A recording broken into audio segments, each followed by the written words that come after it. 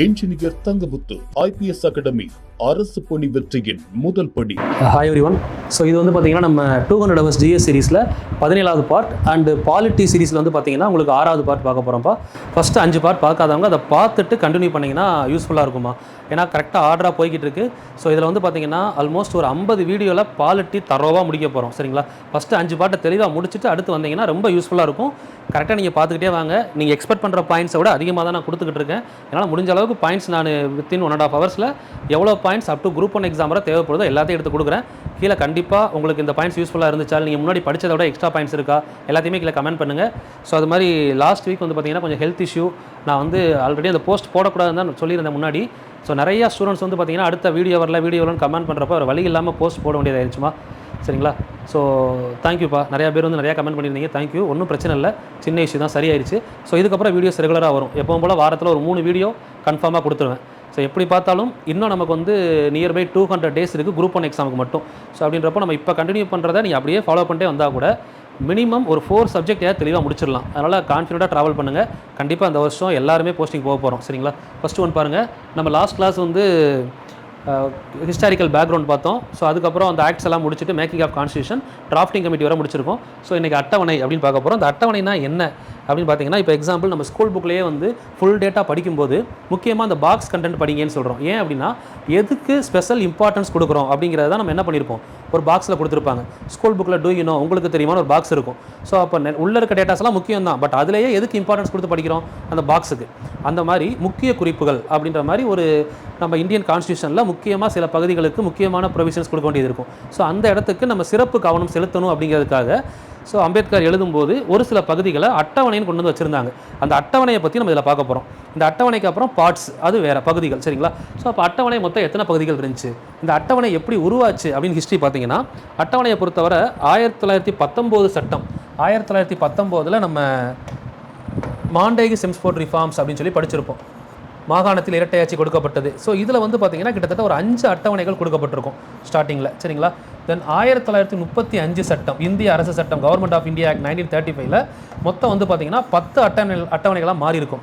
So இது வந்து பார்த்திங்கன்னா ஹிஸ்ட்ரி ஆஃப் ஷெட்யூல். இது வரைக்கும் நம்ம கான்ஸ்டியூஷனில் எங்கெல்லாம் வந்து ஷெட்யூல் ஃபாலோ பண்ணாங்க, 1990 5 ஷெட்யூல். சரிங்களா, அதுக்கப்புறம் வந்து பார்த்திங்கன்னா 1935 எடுக்கிறப்போ நமக்கு 10 ஷெட்யூல் ஃபாலோ பண்ணாங்க. தென் at the end 26/1/1950 1950 January 26 India குடியரசு ஆகும் பொழுது இந்திய அரசமைப்பு புத்தகத்தை நம்ம கையெழுத்திட்டு 284 பேர் கையெழுத்து போட்டு ஏற்றுக்கொண்டப்போ அப்போ இருந்த பகுதிகள் எத்தனை அப்படின்னு பார்த்தீங்கன்னா 8 அட்டவணையும் 22 பகுதிகளும் அப்போ இருந்துச்சு. சரிங்களா, ஸோ அந்த 8 அட்டவணை தான் 1950 பழக்கத்தில் இருந்தது. ஸோ அதுக்கப்புறம் ஒரு சில அட்டவணைகள் பின்னாடி ஆட் பண்ண ஆரம்பிக்கிறாங்க. ஸோ இப்போது அட் தி எண்டு 2026 வீடியோ பார்க்குறீங்கன்னா 2026. ஸோ அதுக்கு முன்னாடி வர ஒரு வேளை 28, 27 மாறலாம். இப்போ 2026 நான் வீடியோ போடுறப்போ இந்த டைமில் வந்து பார்த்திங்கன்னா இப்போ இருக்கக்கூடிய அட்டவணைகள் மொத்தம் 12 அட்டவணை இப்போ வந்து நமக்கு யூசேஜில் இருக்குது. சரிங்களா, ஸோ அப்போ அந்த 8 அட்டவணை என்னென்ன, இதுக்கப்புறம் 4 அட்டவணை இதெல்லாம் சேர்த்தாங்க. ஸோ அது முக்கியம், அதுதான் வந்து அவுட்லைன். ஸோ மேஜராக எல்லாருமே அட்டவணைன்னு சொன்னால் இதிலே கம்ப்ளீட் பண்ணிடுவாங்க. இப்போ நம்ம அடுத்து என்ன பண்ண போகிறோம்னா, ஒவ்வொரு அட்டவணைக்குள்ளேயும் போய் டீட்டெயில் எக்ஸ்ப்ளனேஷன், ஒவ்வொரு அட்டவணையில் என்னென்ன விஷயங்கள் சொல்லப்பட்டிருக்கு, அதை வந்து நம்ம அரசியலமைப்பு முறைப்படி எப்படியெல்லாம் ஃபாலோ பண்ணுறோம், அதுக்குள்ளே என்னென்ன அமெண்ட்மெண்ட் கொண்டு வந்தாங்க எல்லாத்தையும் நம்ம பார்க்க போகிறோம் டீட்டெயிலாக. சரிங்களா, 8. ஸோ இதுக்கப்புறம் வந்து பார்த்திங்கன்னா 9வது அட்டவணை, 10வது அட்டவணை, 11வது அட்டவணை, 12வது அட்டவணை, மொத்தம் வந்து 4 அட்டவணை புதுசாக சேர்க்கப்பட்டது. சரிங்களா, ஸோ அப்போது இப்போ நம்ம கரண்டில் தெரிய வேண்டியது மொத்த அட்டவணைகள் அப்படின்னு பார்த்தீங்கன்னா, இந்திய அரசமைப்பு ஏற்றுக்கொள்ளப்படும் பொழுது, நான் திரும்ப சொல்கிறது காரணம் படிக்கும் போதே மனப்பாடம் பண்ணிடணும். இந்திய அரசமைப்பு ஏற்றுக்கொள்ளப்படும் பொழுது இருந்த அட்டவணைகளின் எண்ணிக்கை அப்படின்னு கேட்டாங்கன்னா ஆன்சர் 8 அட்டவணை. சரிங்களா, ஸோ 9வது அட்டவணை 10, 11, 12. ஸோ இப்போ இந்த 10, 11, 12 மட்டும் சொல்லிவிட்டு அடுத்து 1லேருந்து மறுபடியும் சொல்லுவோம். இந்த 9வது அட்டவணை அப்படின்னு பார்த்தீங்கன்னா இதை மாற்ற முடியாதவை அப்படின்னு சொல்லுவாங்க. ஸோ எக்ஸாம்பிள் லேண்ட் ரிஃபார்ம்ஸ் எல்லாருமே சொல்லியிருப்பாங்க, நில சீர்திருத்தம். சரிங்களா, ஸோ இதெல்லாமே வந்து பார்த்திங்கன்னா இந்த அட்டவணையை எதுக்காக கொண்டு வந்தாங்க அப்படின்னு எடுத்திங்கன்னா, ப்ரொடெக்ட் ஃப்ரம் ஜுடிஷியல் ரிவ்யூ அந்த கான்செப்டுக்காக தான் கொண்டு வந்திருப்பாங்க. அதாவது நீதி புனராய்விலிருந்து பாதுகாக்கப்பட வேண்டிய ஒரு சில சரத்துகள், விதிகள் அப்படின்னு சொல்லலாம். ஸோ இதை நம்ம என்ன சொல்லலாம்னா combination of rules or combination of law அப்படின்னு சொல்லலாம். So combination of law. So இந்த காம்பினேஷன் ஆஃப் லா அப்படிங்கிறது நமக்கு சென்ட்ரல் அண்ட் ஸ்டேட் லா ரெண்டுமே கவர் ஆகும். சரிங்களா, ஸோ அதுக்கடுத்து 10வது அட்டவணை என்ன அப்படின்னு பார்த்தீங்கன்னா ஆன்டி டிஃபெக்ஷன் லா. ஆன்டி டிஃபெக்ஷன் லா அப்படின்னா கட்சித்தாவல் தடுப்பு சட்டம். ஆன்டி டிஃபெக்ஷன் லா, கட்சித்தாவல் தடுப்பு சட்டம். 11வது அட்டவணை, 12வது அட்டவணை எல்லாருக்கும் தெரியும், அடிக்கடி எக்ஸாமில் கேட்குறது panchayat raj municipality. Panchayat raj and municipality. Roles and responsibilities of panchayat raj and municipality. So ஷார்ட்டாக சொல்லணும் அப்படின்னா இந்த 4 தான் இப்போ அடிஷ்னலாக வந்தது. அதாவது காம்பினேஷன் ஆஃப் லா 9வது அட்டவணை. இதை வந்து நிறையா பேர் நில சீர்திருத்தம், ஜமீன்தாரி ஒழிப்பு, அதுக்கடுத்து இடஒதுக்கீடு, இந்த மாதிரி ஒரு சில விஷயங்களை சொல்லுவாங்க. இன்னும் எக்ஸ்க்ளூசிவாக போய் சொல்லணும் அப்படின்னா சில பேர் நம்ம ஜல்லிக்கட்டுக்கு போராடினப்போ கான்ஸ்டியூஷனை பற்றி தெரிஞ்ச நிறையா பேர் என்ன சொன்னாங்க அப்படின்னா ஜல்லிக்கட்டை வந்து மறுபடியும் கொண்டு வந்து அதை 9வது அட்டவணையில் கொண்டு வந்து வைக்கணும் அப்படின்னு சொல்லியுமே போராடினாங்க. ஸோ தெரிஞ்சவங்க அதையும் கூட எழுதிக்கலாம். இந்த மாதிரி நிறையா விஷயங்கள் இருக்கும். இது கொண்டு வந்தப்போ வந்து பார்த்திங்கன்னா மொத்தம் ஒரு 13 சட்டங்கள் உள்ளே இருந்திருக்கும். இப்போ வந்து 284க்கு மேலே இருக்குது அப்படின்னு சொல்கிறாங்க. சரிங்களா? ஸோ அந்த ஆன்டி டிஃபெக்ஷன் லா அப்படின்னு பார்க்குறப்போ இது கட்சித்தாவல். கட்சித்தாவல் அப்படிங்கிறது என்ன அப்படின்னு பார்த்தீங்கன்னா ஒரு கட்சியிலிருந்து ஒரு வெற்றி பெற்ற கட்சியில் இருக்கக்கூடிய ஒரு எம்எல்ஏவோ எம்பியோ வேற ஒரு கட்சிக்கு மாறும் பொழுது அதனால் கட்சிகளில் வந்து பார்த்திங்கன்னா பிளவு ஏற்படவோ இல்லை அப்படின்னு பார்த்தீங்கன்னா ஆட்சியில் வந்து பார்த்திங்கன்னா ஒரு சில கஷ்டங்கள் ஏற்பட வாய்ப்பு இருக்குது. அதனால இந்த கட்சித்தாவல் அப்படிங்கிறத ஒரு விதிமுறைப்படி சட்டப்படி குற்றம் அப்படின்னு சொல்கிறாங்க. அப்படி ஒரு கட்சியிலேருந்து வேற ஒரு கட்சிக்கு ஒருத்தர் மாறினார், ஒரு எம்பிஆர் எம்எல்ஏ செலக்ட் ஆனதுக்கு அப்புறம் மாறினார் அப்படின்னா அவர் கட்சியிலேருந்து நீக்கப்படுவார் அப்படிங்கிறத அதோட தீம். அதை பற்றி உள்ள டீட்டெயிலாக பார்ப்போம். சரிங்களா? ஆன்டி டிஃபெக்ஷன் லா. ஸோ இதெல்லாம் எப்போ கொண்டு வந்தாங்க அப்படிங்கிறத அப்படியே படிச்சிருங்க. இதில் பார்க்குறது அப்படியே உங்களுக்கு மேட்ச் ஷீட்டில் கூட கேட்கலாம். 9வது அட்டவணை வந்து பார்த்தீங்கன்னா 1951 ஃபஸ்ட்டு கான்ஸ்டியூஷனல் அமெண்ட்மெண்ட் ஆக்ட். சரிங்களா? 1வது அரசியலமைப்பு சட்ட திருத்தம். அடுத்து ஆன்டி டிஃபெக்ஷன் லா 1985 52வது 52nd constitutional amendment act. So அதுக்கப்புறம் 3வது பார்த்தீங்கன்னா பஞ்சாயத்து ராஜ் அண்ட் முனிசிபாலிட்டி 1992 1992 கொண்டு வரப்பட்டது. இது 73வது சட்ட திருத்தம். இது 74வது சட்ட திருத்தம், 73rd constitutional amendment act. So இதை மெயினாக படிச்சுக்கணும் பேசிக் அவுட்லைனில். ஏன்னா இந்த 1950க்கு அப்புறம் இப்போ கரண்ட்டில் எத்தனை ஆட் ஆகிருக்குன்னு பார்த்தா 4 விஷயம்தான். ஸோ அப்போ அந்த 4 என்னென்ன, எந்த வருஷம் கொண்டு வந்தாங்க, எந்த சட்ட திருத்தப்படி திருத்தப்பட்டது அப்படின்றத பார்த்துக்கணும். ஸோ இதுக்கப்புறம் கொண்டு வந்தது 2வது. இப்போ நம்ம 1951 வந்து லாஸ் கொண்டு வராங்க இல்லைங்களா? ஸோ இதுக்கப்புறம் இதை மறுபடியும் வந்து இது மூலமாக எந்தெந்த விதியெல்லாம் அஃபெக்ட் ஆகுதுன்றதை நான் உள்ள டீட்டெயிலாக சொல்கிறேன். சரிங்களா? ஸோ இந்த மாதிரி நான் ஃப்ளோவில் வேகமாக சொல்லிட்டு போகிறப்போ சில விஷயங்கள் நீங்கள் எழுதாமல் கூட விட்டுருவீங்க. அதனால் டீட்டெயில் எக்ஸ்ப்ளனேஷனை நான் நோட்ஸாகவே எழுதியிருக்கேன். நான் அவுட்லைன் கொடுக்குறது ஃபுல்லாக ஹேண்ட் ரைட்டிங்கில் கொடுத்துட்றேன். இதை ஃபுல்லாக நோட் பண்ணிக்கோங்க நோட்ஸில். அதுக்கப்புறம் டீட்டெயிலாக நான் இன்னும் எடுக்கிறப்போ அதை நான் உங்களுக்கு ரைட் பண்ணியே கொடுத்துருக்கேன், எக்ஸ்ட்ரா பாயிண்ட்ஸ் நிறையா. ஸோ அதை பிடிஎஃப் நான் அப்லோட் பண்ணுவேன். சரிங்களா? இது அவுட்லைன்மா. இப்போ நம்ம என்ன பண்ண போகிறோம்னா இது அடிஷ்னலாக ஆட் ஆனது. இப்போ என்ன பண்ணுறோன்னா 1லிருந்து 12 வரை இருக்கக்கூடிய எல்லா அட்டவணையும் வரிசையாக மனப்பாடம் பண்ண போகிறோம் ஃபஸ்ட்டு. அதுக்கப்புறம் ஒவ்வொரு அட்டவணையாக ஓப்பன் பண்ணி பார்த்துக்கலாம். சரிங்களா? இப்போ அட்டவணை 1 எதை பற்றி சொல்லுது அப்படின்னு பார்த்தீங்கன்னா ஷார்ட்டாக சிம்பிளாக புரிஞ்சுக்கிற மாதிரி எழுதிக்கோங்க. அட்டவணை 1 முதல் அட்டவணை name and area of state and UT. சிம்பிளாக சொல்லணும், சிம்பிளாக நமக்கு புரிகிற மாதிரி எழுதிக்கோங்க. பெயர்கள் மற்றும் எல்லைகள் பற்றியது. எதனுடைய பெயர் மற்றும் எல்லைகள் அப்படின்னா ஸ்டேட் அண்ட் யூடி. அப்போது ஸ்டேட் அண்ட் யூடி ஷார்ட்டாக சொன்னோம்னா ஸ்டேட் அண்ட் யூட்டியோட நேம் மற்றும் பார்டர்ஸ், எல்லைகள் பற்றியது 1. 2வது அட்டவணை எதை பற்றி சொல்லுது அப்படின்னு பார்த்தீங்கன்னா சேலரி அண்ட் அமல்மெண்ட்ஸ், ஷார்ட்டாக சேலரி. சரிங்களா? சம்பளம் மற்றும் இதர படிகள் சம்பந்தப்பட்டது 2வது. First one state and union territory, மாநிலங்கள் மற்றும் யூனியன் பிரதேசத்துக்கான எல்லைகள் மற்றும் பெயர்கள். 2வது அட்டவணை வந்து பார்த்தீங்கன்னா சம்பளம் மற்றும் இதர படிகள். சரிங்களா? 3வது அட்டவணை வந்து பார்த்தீங்கன்னா ஓத் அண்ட் அஃபர்மேஷன் அப்படின்னு சொல்லுவாங்க. சரிங்களா? அதாவது ஓத் அண்ட் அஃபர்மேஷன் அப்படின்னா பதவி பிரமாணம் அண்ட் ரகசிய காப்பு பிரமாணம். சரிங்களா? 4வது அட்டவணை ராஜ்யசபா சீட், அலோகேஷன் ஆஃப், ஃபுல்லாக டீட்டெயிலாக சொல்லணும் அப்படின்னா allocation of Rajya Sabha seat in state and UT, மாநிலங்கள் மற்றும் யூனியன் பிரதேசங்களுக்கான ராஜ்யசபா இடங்களின் ஒதுக்கீடு. இதை பற்றி பார்க்குறது 4வது அட்டவணை. 5வது அட்டவணை 6வது அட்டவணை ரெண்டுமே வந்து பார்த்தீங்கன்னா ஸ்பெஷல் ப்ரொவிஷன், சிறப்பு அந்தஸ்து. Special provisions for SC and ST states. சரிங்களா? பழங்குடியினர் மற்றும் ஆதி திராவிடர் பகுதிகளுக்கான சிறப்பு அந்தஸ்து. நெக்ஸ்ட் 6வது வந்து பார்த்தீங்கன்னா special provisions for tribal peoples. So அந்த ட்ரைபல் பீப்புளில் யாரெல்லாம் சொல்கிறாங்கன்னு பார்த்தீங்கன்னா ஸ்பெசிஃபிக்காக ஏடிஎம் ஸ்கொயர், அஸ்ஸாம், திரிபுரா, மேகாலயா, மிசோரம். அந்த 4 ஸ்டேட்டில் இருக்கக்கூடிய ட்ரைபல் பீப்புளுக்கு என்னென்ன ஸ்பெஷல் ப்ரொவிஷன் கொடுக்க போகிறாங்க அப்படின்றத குறிக்கிறாங்க. சரிங்களா? 7வது அட்டவணை பார்த்தீங்கன்னா டிவிஷன் ஆஃப் பவர் அப்படின்னு சொல்லுவோம், அதிகார பகிர்வு. ஆர் லிஸ்ட்னு சொல்லி படிச்சிருப்பீங்க. டிவிஷன் ஆஃப் பவர், அதிகார பகிர்வு. இதை வந்து லிஸ்ட்டுன்னு படிப்போம். State list, central list, concurrent list அப்படின்னு சொல்லி படிச்சிருப்போம். சரிங்களா? அதுக்கடுத்து 8வது வந்து பார்த்தீங்கன்னா அஃபிஷியல் லாங்குவேஜ், அலுவல் மொழி. ஃபஸ்ட்டு இதை தெளிவாக படிச்சிருங்க. அதுக்கப்புறம் நம்ம உள்ளே இருக்க டெப்த்தாக பார்த்துக்கலாம். ஃபஸ்ட்டு ஒன்று பாருங்கள், ஸ்டேட் அண்ட் யூடியோட நேம், பெயர்கள் மற்றும் எல்லைகள். 2வது சேலரி. சரிங்களா? சேலரி அப்படின்னா சம்பளம் மற்றும் இதர படிகள். 3வது ஓத் அண்ட் அஃபர்மேஷன் அப்படின்னா பதவி பிரமாணம், ரகசிய காப்பு பிரமாணம். 4வது வந்து பார்த்தீங்கன்னா Rajya Sabha seat, allocation of Rajya Sabha seat in state and UT. 5வது special provisions for SC ST. Exactly ஒரு 10 ஸ்டேட்ஸ் மட்டும் மென்ஷன் பண்ணியிருப்பாங்க. அதை நான் சொல்கிறேன். எக்ஸாக்டாக 10 ஸ்டேட் மட்டும் தான் கொடுத்துருப்பாங்க. ஸோ அதுக்கப்புறம் வந்து பார்த்தீங்கன்னா special provisions for tribal area, exclusively ATM square, Assam, Tripura, Meghalaya, Mizoram. அந்த 4 ஸ்டேட்டில் கரெக்டாக ஒரு 10 டிஸ்ட்ரிக்ட் மட்டும் கவுண்ட் பண்ணி கொடுத்துருப்பாங்க. அந்த 10 டிஸ்ட்ரிக்ட் எந்தெந்த ஸ்டேட்டில் எத்தனை டிஸ்ட்ரிக்ட்ன்றதை உள்ளே பார்ப்போம். சரிங்களா? ஸோ இது பக்கத்தில் ப்ராக்கெட்டில் 10 மட்டும் போட்டு வச்சுக்கோங்க. இது வந்து பார்த்தீங்கன்னா 10D போட்டுக்கோங்க, இது 10Sன்னு போட்டுக்கோங்க. இது 10 ஸ்டேட்டுக்கானது, இது 10 டிஸ்ட்ரிக்டானது. சரிங்களா? அதுக்கப்புறம் division of power. Division of power அப்படின்னா distribution of power, division of power.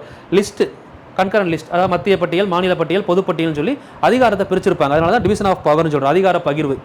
அடுத்து அஃபிஷியல் லாங்குவேஜ். அஃபிஷியல் லாங்குவேஜ் அப்படின்னு சொல்கிறப்போ மொழி வாரியாக எந்தெந்த மொழி அதிகமாக பேசப்படுது அப்படின்றத பொறுத்து அலுவல் மொழிகள் எத்தனை அப்படிங்கிறத அட்டவணைப்படுத்தியிருப்பாங்க. அந்த மொழிகளை பேஸ் பண்ணி தான் பின்னாடி நமக்கு 1956 நவம்பர் 1 மொழிவாரி மாநிலங்கள் பிரிக்கப்பட்டிருக்கும். அதுக்கு இந்த அஃபிஷியல் லாங்குவேஜ் தான் பேஸ். ஸோ இதுக்கப்புறம் 9லேருந்து இப்போ பார்த்ததை அப்படியே திரும்ப ரிப்பீட் பண்ணிக்கோங்க. 9வது அட்டவணை வந்து பார்த்தீங்கன்னா புதுசாக கொண்டு வரப்பட்டது. 1951 முதல் அமெண்ட்மெண்ட் ஆக்ட் படி கொண்டு வந்தாங்க. இதை வந்து லேண்ட் ரிஃபார்ம்ஸ், சில பேருக்கு லேண்ட் ரிஃபார்ம்ஸ் சொன்னால் தான் புரியும். பட் இது லேண்ட் ரிஃபார்ம்ஸ் அப்படின்னு சொல்கிறத விட ஸ்பெசிஃபிக்காக என்ன சொல்லலாம், combination of rules or combination of law அப்படின்னு சொல்லலாம். சரிங்களா? அடுத்து 10வது வந்து பார்த்தீங்கன்னா கட்சித்தாவல் தடை சட்டம், ஆன்டி டிஃபெக்ஷன் லா.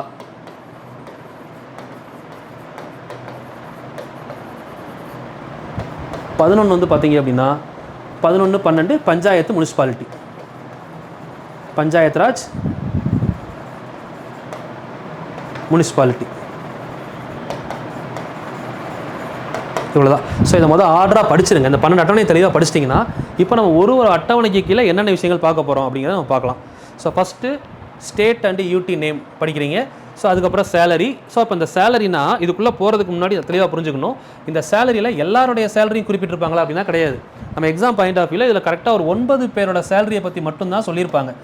ஸோ இந்த சேலரியில் பிரைம் மினிஸ்டரோட சேலரி வருமா அப்படின்னு நம்ம கொஸ்டின் கேட்கலாம். இப்போ எந்த மாதிரிலாம் கொஸ்டின் ஃப்ரேம் பண்ணுறாங்களோ எல்லாமே உள்ளே சொல்லியிருப்போம். இப்போ சேலரி அண்ட் அமெண்ட்மெண்ட்ஸ் அப்படின்னு வர்றப்போ ஸோ இதில் வந்து பார்த்தீங்கன்னா நமக்கு பிரைம் மினிஸ்டரை பற்றி இந்த 2வது ஷெடியூலில் கொடுத்துருக்கவே மாட்டாங்க.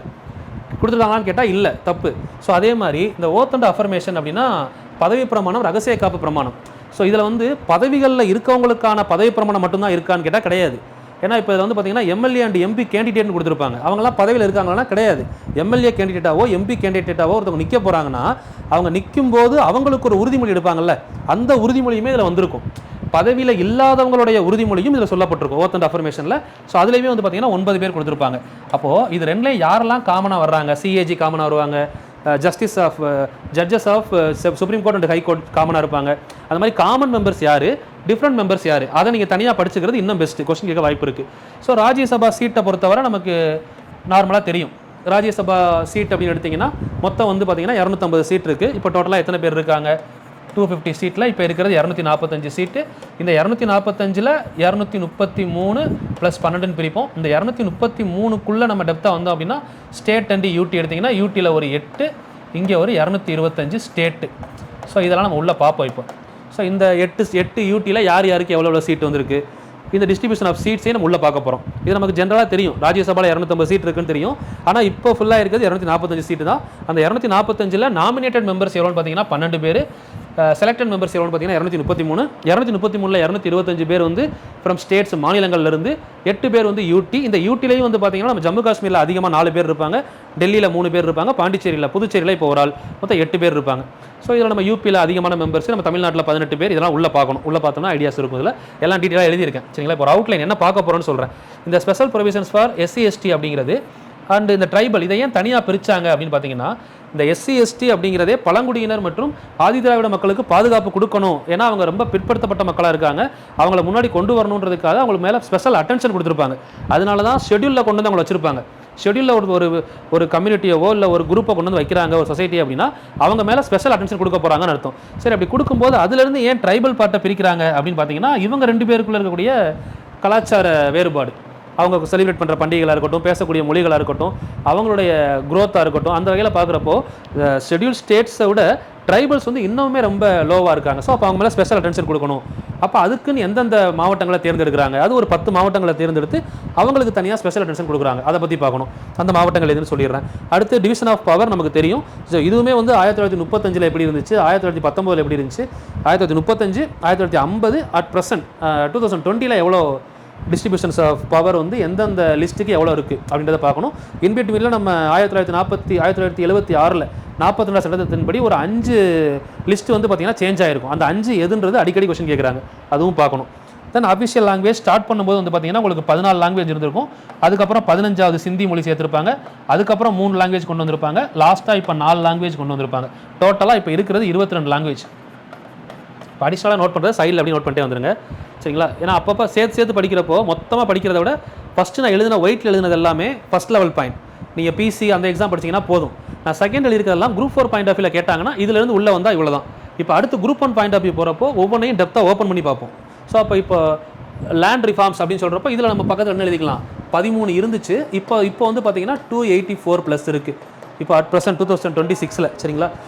ஆன்டி டிஃபெக்ஷன் லா அப்படின்னு எடுத்தோம்னா ஸோ இதுலையுமே நமக்கு வந்து அங்கே நம்ம படித்த விஷயம் தான். ஆன்டி டிஃபெக்ஷன் லாவை பொறுத்தவரை 1985 படித்தோம்ல, அது அடுத்த level. 1985 52nd constitutional amendment act படித்தோம்.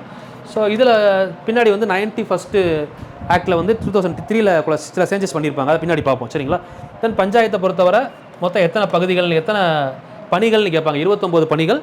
முனிசிபாலிட்டியை பொறுத்தவரை 18 பணிகள். இப்போ நான் எழுதியிருக்கிறது செகண்ட் லெவல் கொஸ்டின், லெவல் 2. இது நம்ம குரூப் 4 லெவலில் ஓரளவு கேட்கலாம். ஏன்னா இப்போ குரூப் 4 இன்னும் டெப்த்தாக ஆகிட்டாங்க. ஸோ இதுக்கப்புறம் நம்ம பார்க்க போகிறோம்ல, கொஞ்சம் டெப்த்தாக பார்க்க போகிறோம். ஒவ்வொரு ஏரியாவையும் ஸ்பெசிஃபிக்காக வித் மேப் பேஸ் பண்ணியே நம்ம பார்த்து கொண்டு போயிடலாம், சரிங்களா? ஸோ இது வரைக்கும் பார்த்தது புரிஞ்சிருக்குன்னு நினைக்கிறேன். ஃபஸ்ட்டு இதெல்லாம் நோட்ஸ் எடுத்துக்கோங்க. அதுக்கப்புறம் நான் என்னோட நோட்ஸ் ஓப்பன் பண்ணி உங்களுக்கு சொல்கிறேன் டீட்டெயிலாக, சரிங்களா? ஓகே, இப்போ ஃபஸ்ட்டு அட்டவணைகள். அந்த ஃபஸ்ட் நம்ம பார்த்தது தான் 1919 இப்போது 2026 வரை எத்தனை அட்டவணைகள் இருக்குதுன்னு பார்த்துருக்கோம். ஸோ எந்தெந்த அட்டவணை, எந்தெந்த அமெண்ட்மெண்ட் எந்த வருஷம் கொண்டு வந்தாங்க இப்போ நம்ம பார்த்த விஷயம் தான் இருக்குமா. ஸோ அதுக்கப்புறம் வந்து பார்த்திங்கன்னா அட்டவணை 1. ஸோ அப்படியே ஸ்டார்ட் பண்ணி எழுத ஆரம்பிச்சிங்கன்னா கரெக்டாக இருக்கும். அட்டவணை 1 ஃபஸ்ட்டு அட்டவணையில் சொல்லப்பட்டிருக்கிறது என்ன அப்படின்னு பார்த்தீங்கன்னா, மாநிலங்கள் மற்றும் யூனியன் பிரதேசங்களின் எல்லைகள் மற்றும் பெயர்கள். ஸோ இதை பற்றி சொல்லக்கூடிய ஆர்டிக்கல் அப்படின்னு பார்த்தோம்னா ஆர்டிக்கல் 1லேருந்து ஆர்டிக்கல் 4 வரை. இதை அப்படியே சைடில் நோட் பண்ணிக்கோங்க. ஸோ இப்போ நம்ம பார்ட்ஸில் கொஞ்சம் விஷயங்கள் படிப்போம். இப்போ நம்ம ஷெட்யூலில் கொஞ்சம் விஷயங்கள் படிப்போம். நம்ம ஷெட்யூல்லையே வந்து ஒரு சில விஷயங்களை ஒரு 20 to 30% படிச்சிட்டோம்னா நம்ம பார்ட்ஸு உள்ள ஆர்டிகல்ஸ் போகிறப்போ இன்னும் ஈஸியாக இருக்கும். சில பேர் வந்து ஒன்லி நான் இப்போ சொன்ன இன்ட்ரோ கிளாஸ் இருக்குல்ல 17 நிமிஷம், அதை மட்டுமே அட்டவணையை முடிச்சிருப்பாங்க. ஏன்னா அதை படிச்சுட்டு நீங்கள் திரும்ப உள்ள ஷெட்யூலை தாண்டி பார்ட்ஸ்குள்ளேயோ ஆர்டிகல்குள்ளே போகிறப்போ நிறையா படிக்கிற மாதிரி இருக்கும். இப்போ நான் படிக்கக்கூடிய விஷயத்திலே கொஞ்சம் டெப்த்தாக படிச்சிட்டா போக உங்களுக்கு ஈஸியாக இருக்கும். அதனால தான் இதிலேயே கொஞ்சம் உங்களுக்கு அடிஷனலாக கொடுத்துருக்கேன். இதுவே உங்களுக்கு நிறையா யூஸ்ஃபுல்லாக இருக்கும். மாநிலங்கள் மற்றும் யூனியன் பிரதேசங்களின் எல்லைகள் மற்றும் பெயர்கள், சரிங்களா? ஆர்டிக்கல் 1லேருந்து 4 வரை இதில் சொல்லப்பட்டிருக்கு. சரி, இது வந்து பாருங்கள் 1950 எப்படி இருந்துச்சு. இப்போ லாஸ்ட்டாக குரூப் 4ல இந்த கொஸ்டின் கேட்டிருந்தாங்கம்மா. 1950 முத மாநிலங்களை பிரிக்கிறாங்கல்ல, பிரிக்கிறப்போ வந்து பார்த்தீங்கன்னா பாதுகாப்பு, வளர்ச்சி மற்றும் ஒற்றுமை அடிப்படையில், பாதுகாப்பு, வளர்ச்சி மற்றும் ஒற்றுமை அடிப்படையில் மாநிலங்களை 4 பிரிவுகளாக பிரிச்சிருப்பாங்க. பிரிக்கப்பட்ட பிரிவுகள் எத்தனைன்னு கேட்டிங்கன்னா 4 பிரிவுகள். ஸோ இதில் வந்து பார்த்தீங்கன்னா ஏபிசிடி இந்த மாதிரி 4 பார்ட்டாக டிவைட் பண்ணியிருப்பாங்க. ABCD, A part, B part, C part, D part. So இது எல்லாமே பகுதி 7 கீழ் வைக்கப்பட்டிருக்கும். இதை வந்து பகுதி எதில் வச்சுருப்பாங்க அப்படின்னா 7. முதல் அட்டவணையில் 4 பகுதிகளாக பிரிக்கப்பட்டது. எந்த பகுதியில் வைக்கப்பட்டதுன்னு கேட்டாங்கன்னா 7வது பகுதி. மொத்தம் வந்து பார்த்தீங்கன்னா அதில் 29 ப்ரொவிஷன்ஸ், அதாவது 29 பகுதிகள், மாநிலங்கள்னு சொல்லுவோம்ல, அந்த மாதிரி 29 பகுதிகள் இருந்திருக்கும். மாநிலங்கள் அண்ட் யூடி ரெண்டும் சேர்ந்தது தான். ஸோ அப்போ அந்த 29 பகுதிகள் எங்கெங்கே எத்தனை இருந்துச்சு அப்படிங்கிறத அப்படியே நோட் பண்ணிக்கோங்க. ஸோ இவ்வளோ தேவையானு யோசிக்காதீங்க. குரூப் 4க்கே கேட்குறாங்க கொஸ்டின், சரிங்களா? அது லாஸ்ட்டாக அந்த அந்தமான் நிக்கோபர் கேட்டாங்க, பார்ட் டியில் இருக்குது. இந்த கொஸ்டின் லாஸ்ட்டு குரூப் 4ல் கேட்டது, சரிங்களா?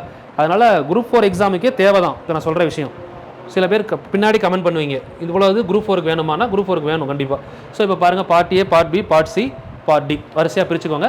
பார்ட் ஏ அப்படிங்கிறது என்ன அப்படின்னா under the control of British governor.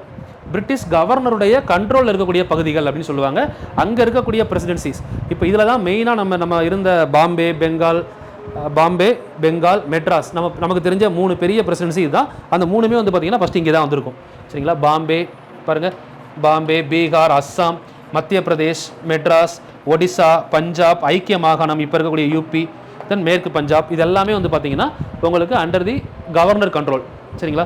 Next second one பார்த்திங்கன்னா பிரின்ஸ்லி ஸ்டேட்ஸ் வித் லெஜிஸ்லேச்சர், சட்டமன்றத்துடன் கூடிய மன்னராட்சி பகுதிகள். சட்டமன்றத்தோட கூடிய மன்னராட்சி பகுதிகள் வந்து பார்த்தீங்கன்னா 9 இடங்கள் பிரிச்சிருப்பாங்க.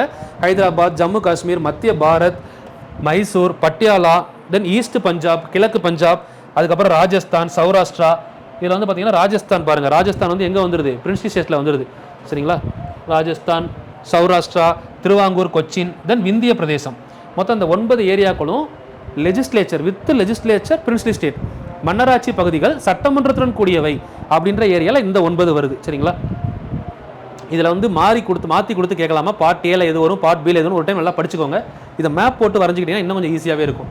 தென் அதுக்கடுத்து வந்து பார்த்தீங்கன்னா ஹை கமிஷனர் ப்ரொவின்சஸ் ஏரியா, சில புக்ஸில் வந்து சீஃப் கமிஷனர் ப்ரொவின்சஸ் ஏரியான்னு கொடுத்துருப்பாங்க. ஸோ இதை நம்ம என்ன சொல்கிறோம் அப்படின்னா, பிரின்ஸ்லி ஸ்டேட் வித்தவுட் லெஜிஸ்லேச்சர் அப்படின்னு சொல்லலாம். சட்டமன்றம் தனியாக சட்டமன்றம் இல்லாமல் நேரடியாக மத்திய அரசு கண்ட்ரோலில் வரக்கூடியது. அதாவது இங்கே என்ன சொல்கிறாங்க அப்படின்னா, சீஃப் கமிஷனர் கண்ட்ரோலில் வரக்கூடியது. நம்ம யூனியன் டெரிட்டரி இருக்கு இல்லைங்களா, டேரெக்டாக சென்ட்ரல் கவர்மெண்ட் கண்ட்ரோல் வர மாதிரி.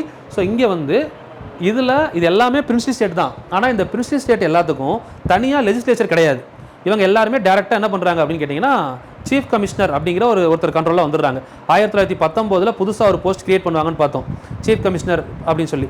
அதுக்கு கீழே தான் நமக்கு வந்து எக்ஸாம்பிள் நம்ம பின்னாடி கேபினெட் தூதுக்குள்ள வந்திருப்பாங்கல்ல, அவங்க மொத்தம் வந்து 389 சீட்டு பிரித்தாங்களா, அதில் 296 பேருக்கு எலெக்ஷன் நடந்திருக்கும். அதில் 292 பேர் மாகாணங்கள்ல இருந்தும் 4 பேர் இந்த ஹை கமிஷனர்ல இருந்தால் போட்டி போட்டிருப்பாங்க. அந்த 4 பேர் யாருன்னு பார்த்தீங்கன்னா, அஜ்மீர், பலுசிஸ்தான், கூர்க், டெல்லி.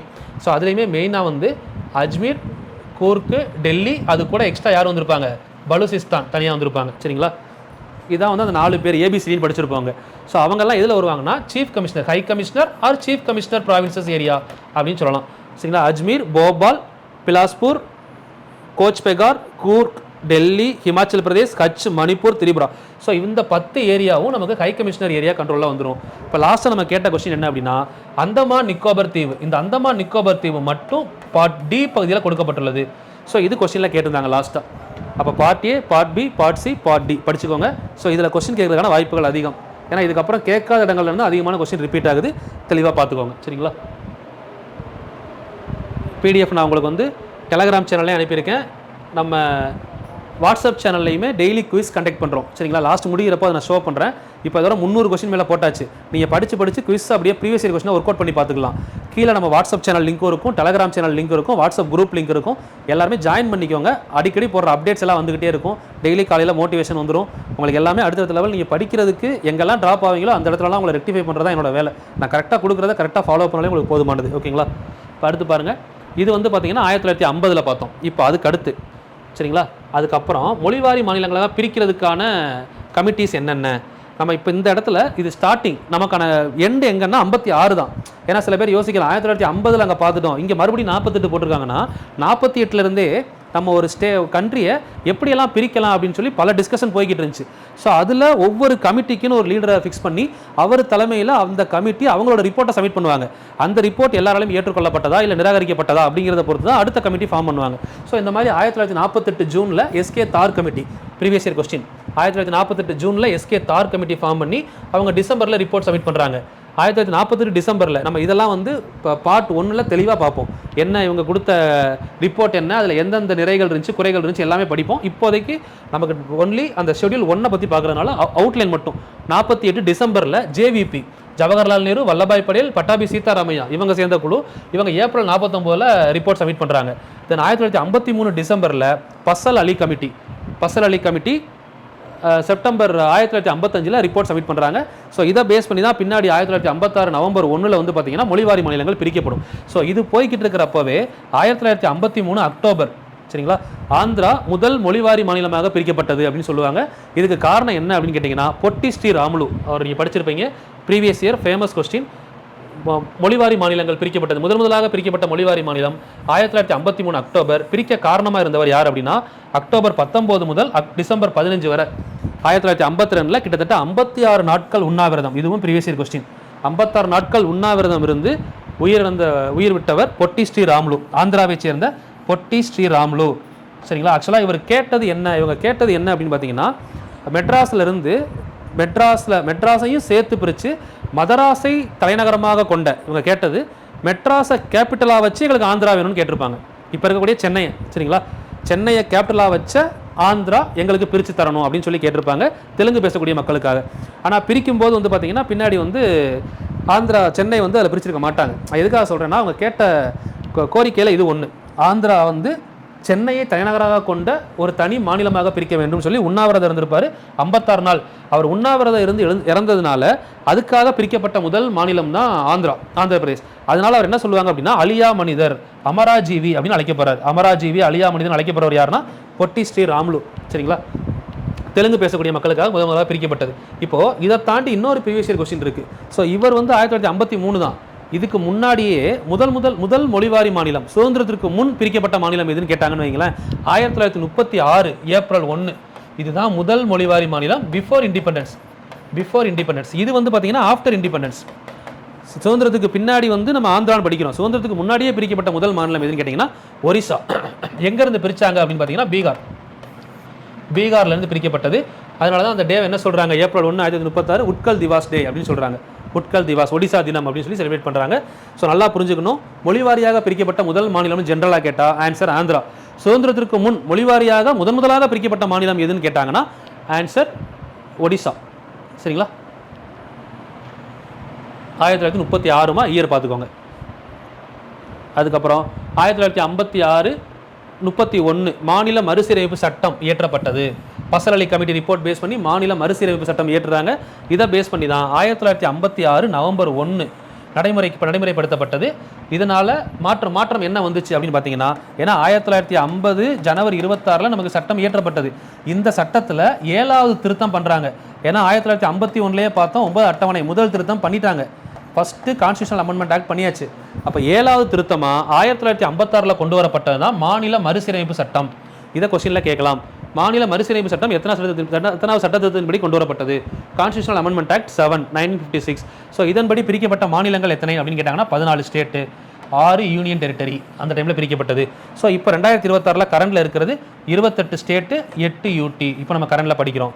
சரிங்களா, இந்த 28 ஸ்டேட்டு 8 யூடியும் தெரிஞ்சால் அப்படியே ஒரு அவுட்லைன் மாதிரி படிச்சுக்கிட்டிங்கன்னா ஈஸியாக இருக்கும். இப்போ இருக்கிறது 28 ஸ்டேட்டும் 8 யூடியும்.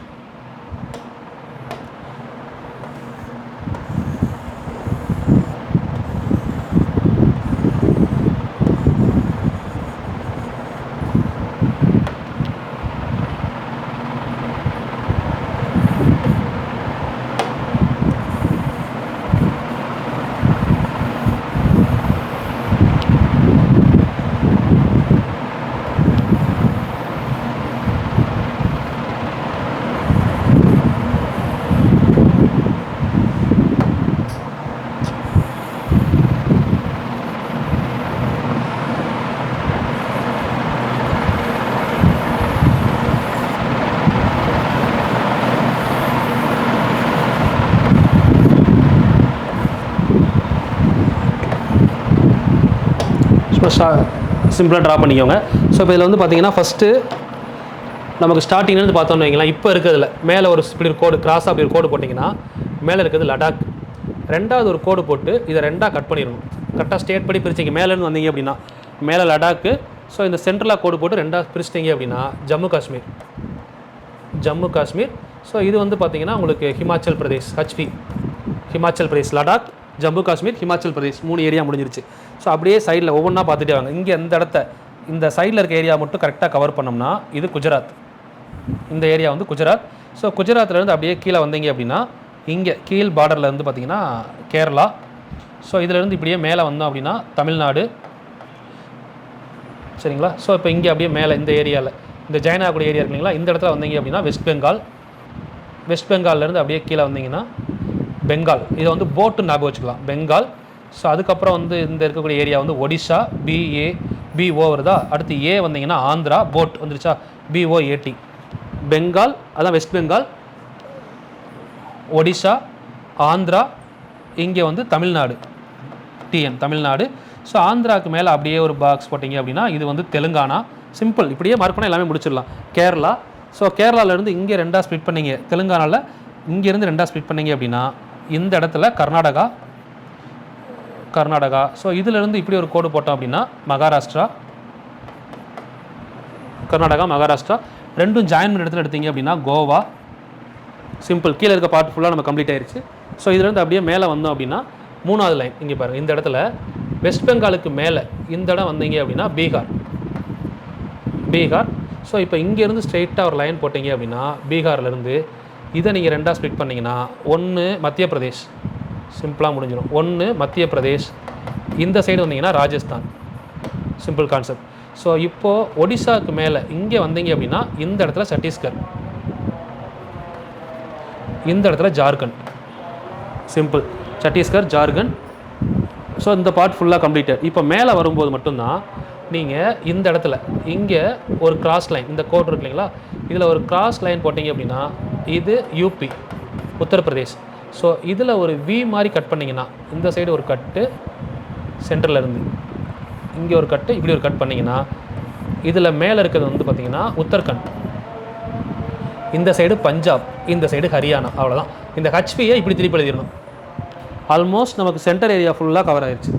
ஸோ இதுக்கப்புறம் அப்படியே அவுட்லைன் இந்த சைடு வந்தீங்க அப்படின்னா இங்கே ரவுண்ட் போட்டு எழுதிக்கலாம். ஏபி, அதாவது அருணாச்சல் பிரதேஷ், ஏஆர் அருணாச்சல் பிரதேஷ். ஸோ அருணாச்சல் பிரதேஷுக்கு கீழே வந்தீங்க அப்படின்னா நாகாலாந்துக்கு கீழே வந்தீங்க அப்படின்னா மணிப்பூருக்கு கீழே வந்தீங்கன்னா மிசோரம். அவ்வளோதான். அப்படியே இந்த சைடு கீழே வந்தீங்கன்னா திரிபுரா. ஸோ அருணாச்சல் பிரதேஷ்க்கு சென்ட்ரலில் இந்த ஏரியாவில் என்ன இருக்குன்னு பார்த்தீங்கன்னா அஸ்ஸாமுக்கு கீழே இந்த இடத்துல எப்படி இருக்கும் மேகாலயா. ஆல்மோஸ்ட் எத்தனை ஆச்சு? 1 2 3 4 5 6 7. இதுதான் 7 சிஸ்டர்னு சொல்லுவாங்க. ஸோ அந்த பீகார் கட் பண்ணுற இடத்துல இங்கே இருக்கிறதுக்கு பேர் சிக்கிம். ஓகேவா? இதை நான் வரைகிற விதத்தை சிம்பிளாக சொல்லிட்டேன். இதை நான் மேப் வச்சு உங்களுக்கு மறுபடியும் எக்ஸ்பிளைன் பண்ணுறேன். இப்போ மொத்தமாக பார்த்தீங்க அப்படின்னா எத்தனை இருக்குன்னு பாருங்கள். கரெக்டாக கவுண்ட் பண்ணிங்கன்னா உங்களுக்கு தெரியும். கேரளா, தமிழ்நாடு, ஆந்திரா, ஒடிஷா, வேறு கர்நாடகா, தென் கோவா, மகாராஷ்டிரா, தெலுங்கானா 8, சத்தீஸ்கர், ஜார்க்கண்ட், வெஸ்ட் பெங்கால், பீகார், தென் அதுக்கப்புறம் இந்த சைடு வந்தீங்கன்னா 8 இருக்கா, ப்ளஸ் சேர்த்தா 20 ஆச்சா, 20. அதுக்கப்புறம் பாருங்கள் மத்திய பிரதேஷ் 21, குஜராத் 22, ராஜஸ்தான் 23, யூபி 24, உத்தரகாண்ட் 25, ஹிமாச்சல் பிரதேஷ் 26, ஹரியானா 27, பஞ்சாப் 28, மொத்தம் 28 ஸ்டேட்டு. சரிங்களா? யூடி அப்படின்னு பார்த்தோம்னா இதில் யூடி நம்ம ஸ்பெசிஃபிக்காக எடுத்து பார்த்தீங்கன்னா மேலே வந்து பாருங்கள் லடாக் 1, லடாக் வந்து யூடியில் மேலே இருந்தோம்னா 1 லடாக், 2 ஜம்மு காஷ்மீர். அதுக்கப்புறம் ஹரியானாக்குள்ளே என்ன இருக்குது? 2 ஏரியா வந்துடும். 1 சத்தீஸ்கர், ஹரியானா. இன்னொன்று வந்து பார்த்தீங்கன்னா கீழே இருக்கக்கூடிய டெல்லி. மொத்தம் 4 யூடி மேலே வந்துருச்சா, கவர் ஆயிரும். அப்படியே இந்த சைடு கீழே வந்தீங்க அப்படின்னா அந்தமான் நிக்கோபர். சிம்பிளாக எழுதிக்கோங்க, அவ்வளோதான். நீங்கள் எக்ஸாக்டாக குறிக்கணும்னு யாருமே எதிர்பார்க்கல. இடம் தெரிஞ்சால் போதும். அந்தமான் நிக்கோபர். இந்த சைடு வந்தீங்கன்னா லட்சத்தீவு. அப்படியே இங்கே வந்தீங்க அப்படின்னா தாத்ரா நகர் ஹவேலி, டையூ டாமன். ஓகேவா? தென் அப்படியே இங்கே சென்னை பக்கம் இங்கே வந்தீங்கன்னா பாண்டிச்சேரி, புதுச்சேரி முடிஞ்சிருச்சு. மொத்தம் 8 யூடி, 28 ஸ்டேட்டு முடிச்சிட்டோம். 8 யூடி அப்படின்னு பார்த்தா இதுதான். ஃபஸ்ட்டு மேலே இருக்கிறது லடாக்கு, ஜம்மு காஷ்மீர், ஹரியானாக்குள்ளே சத்தீஸ்கர் இருக்குல்ல, ஹரியானாவோட கேபிட்டல். பஞ்சாப், ஹரியானா ரெண்டுக்குமே கேபிட்டல் சத்தீஸ்கர் தான். சாரி, சத்தீஸ்கர் கிடையாது. சத்தீஸ்கர் வந்து இங்கே இருக்கும், இந்த இடத்துல. சத்தீஸ்கர், ஜார்க்கண்ட் இருக்கு இல்லைங்களா, இங்கே ஒடிசாவுக்கு மேலே சத்தீஸ்கர், இங்கே சண்டிகர்.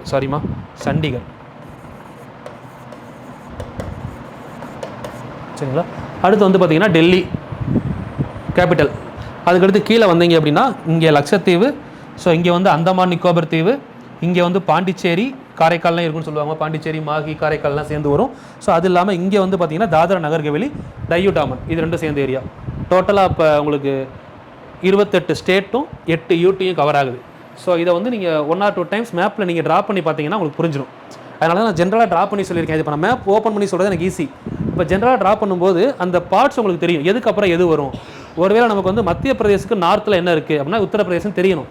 சரிங்களா? மத்திய பிரதேசுக்கு ஈஸ்ட்டில் என்ன இருக்குது, வெஸ்ட்டில் என்ன இருக்குது, எல்லா ஏரியாவும் நம்ம இந்த மாதிரி ஸ்பெசிஃபிக்காக பார்த்துக்கணும். போக போக உங்களுக்கு லாங்குவேஜ் எல்லாமே படிக்கிறப்போ ஈஸியாக இருக்கும். இந்த மாதிரி எல்லா ஸ்டேட்டும் தெரிஞ்சிருச்சு அப்படின்னா எங்கே இருக்குன்னு சொல்லி நல்லா ஒரு டைமில் 2 டைம் ட்ரா பண்ணி பாருங்கள். நீங்கள் ஃபஸ்ட் கிளாஸ்லேயே மேப்பை நல்லா கற்றுக்கிட்டீங்க அப்படின்னா பின்னாடி போக போக எல்லா விஷயத்தையுமே மேப் வைஸ் நீங்கள் மனப்பாடம் பண்ணுறப்ப ஈஸியாக இருக்கும். நீங்கள் எல்லாத்தையும் ஒவ்வொரு ஸ்டேட்டையும் கொண்டு வர. இப்போ ராஜஸ்தான் அப்படின்னா உங்கள் மைண்டில் இந்த இடம் ஞாபகத்துக்கு வரணும். அதுக்கு கீழே குஜராத் இருக்குது, அப்படியே கீழே வந்து என்ன இருக்குது, மகாராஷ்டிரா இருக்குது, மகாராஷ்டிரா கீழே வந்தால் கர்நாடகா, கர்நாடகா கீழே வந்தால் கேரளா. இது ஐடியா இருக்கணும் உங்களுக்கு. அப்போ தான் நமக்கு எதெல்லாம் வந்து பார்த்திங்கன்னா கடற்கரையோட மாநிலங்கள் இது, அப்போ எங்கெல்லாம் வந்து நமக்கு அதிகமான கடற்கரை இருக்குது, அது மாதிரி துறைமுகங்கள் எங்கே இருக்குன்னு கேட்குறாங்கன்னா நமக்கு அப்போ ஈஸியாக என்ன பண்ணிடலாம், இந்த கடற்கரையோடமாக இருக்கக்கூடிய ஸ்டேட்டில் கண்டிப்பாக துறைமுகங்கள் இருக்கும். அது இல்லாத ஸ்டேட் ஏதாவது கொடுத்து துறைமுக நகரம் கொடுத்தா தப்புன்னு போடலாம்ல. இது ஒரு சிம்பிள் எக்ஸாம்பிள். இது மாதிரி நிறையா விஷயங்கள் நம்ம மேப் வச்சு படிக்கிறப்ப ஈஸியாக புரியும். அந்த நார்த் ஈஸ்டர்ன் ஸ்டேட்னு சொல்கிறது இந்த 7 தான். சரிங்களா? இதுதான் என்ன சொல்லுவாங்க அப்படின்னா 7 சிஸ்டர். அருணாச்சல் பிரதேஷ், நாகாலாந்து, மணிப்பூர், மிசோரம், திரிபுரா, மேகாலயா, அஸ்ஸாம் ப்ளஸ் ஒரு பிரதர் சிக்கிம். சரிங்களா? இவங்க எல்லாத்தையும் தான் உள்ளே கொண்டு வந்திருப்பாங்க. அவ்வளோதான். இது 7 சிஸ்டர், ஒரு பிரதர். சரிங்களா? நல்லா பார்த்துக்கோங்க. ஸோ அடுத்து நம்ம டாப்பிக்குள்ளே போயிடலாம். உள்ள ஏரியாக்குள்ளே நம்ம சொன்னதெல்லாம் அடிஷ்னல் தான். அதெல்லாம் தெரிஞ்சுக்கிட்டிங்கன்னா கொஞ்சம் டெப்த்தாக படிக்கிறப்ப ஈஸியாக இருக்கும். அடுத்து 2026 பார்த்துட்டோமா? இதுக்கு அடுத்து இது கொஞ்சம் அடிஷ்னல் டேட்டா நோட்டுன்னு போட்டு கீழே எழுதிக்கோங்க. இப்போது தமிழ்நாடு மாநில தினம் எப்போ செலிப்ரேட் பண்ணுறோம் அப்படின்றத கொஞ்சம் பார்த்துக்கணும். தமிழ்நாடு மாநில தினம் இப்போ வந்து கரண்டில் நம்ம செலிப்ரேட் பண்ணுறது எப்போ செலிப்ரேட் பண்ணுறோம் அப்படின்னு பார்த்தீங்கன்னா ஜூலை 18. ஜூலை 18 தான் நம்ம கரண்டில் தமிழ்நாடு மாநில தினமாக செலிப்ரேட் பண்ணுறோம். இது எப்போ செலிப்ரேட் பண்ணுறோம் அப்படின்னா 2022க்கு அப்புறம் தான் இந்த டேட் மாற்றப்பட்டது. டிஎம்கே கவர்மெண்ட் வந்ததுக்கப்புறம் மு.க. ஸ்டாலின் மாற்றிருப்பாப்புல. அதுக்கப்புறம் தான் நம்ம இதை செலிப்ரேட் பண்ணிக்கிட்டு இருக்கோம். ஜூலை 18 2022. ஸோ அதுக்கு முன்னாடி நவம்பர் 1 தான் நம்ம வந்து பார்த்திங்கன்னா தமிழ்நாடு மாநில தினமாக செலிப்ரேட் பண்ணிக்கிட்டு இருந்தோம்.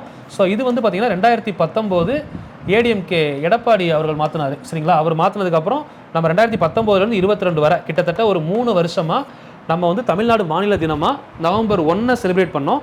காரணம் என்ன அப்படின்னு பார்த்தீங்கன்னா நவம்பர் 1 1956 மாநில மறுசீரமைப்பு சட்டம் நடைமுறைக்கு வந்த நாள். அந்த நாளில் மெட்ராஸ் வந்து தனி மாநிலமாக பிரிக்கப்பட்டது, மதராஸ். அந்த பிரித்த நாளை தான் தமிழ்நாடு தினம் செலிப்ரேட் பண்ணோம். ஸோ பின்னாடி வந்து பார்த்தீங்க அப்படின்னா இந்த மதராஸ் அப்படிங்கிறது தமிழ்நாடுன்னு பேர் மாற்றப்பட்ட நாள் ஜூலை 18 1969 அண்ணா அவர்களால் மாற்றப்பட்டது.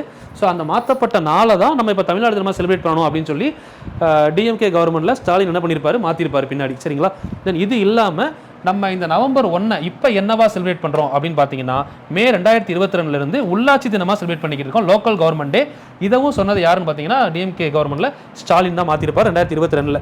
இந்த ஜூலை 18 நவம்பர் 1 இப்போ ரெண்டுமே நம்ம ஃபாலோ பண்ணுறது as per 2022 டேட்டா படி ஜூலை 18 தான் தமிழ்நாடு தினம், தமிழ்நாடு மாநில தினம்.